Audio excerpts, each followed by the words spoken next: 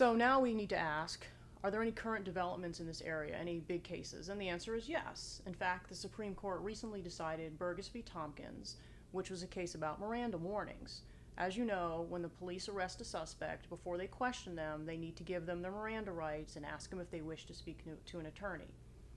In that case, the issue was whether a suspect who says nothing has invoked their Miranda rights. And the court found that no, police can continue questioning such a suspect.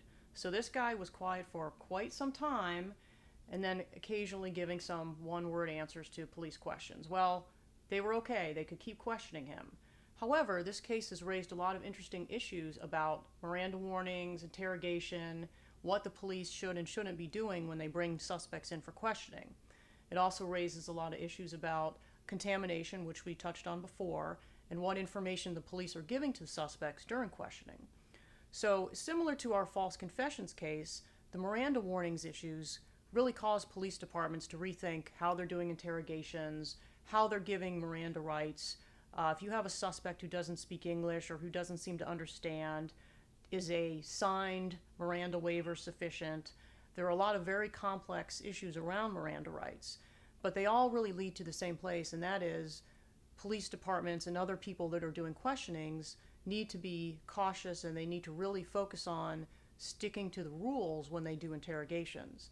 So again, videotaping or recording in some way interrogation sessions really helps everybody because the police are protected, the suspect is protected, defense counsel and prosecutors both have access to records that clearly show what happened during these sessions.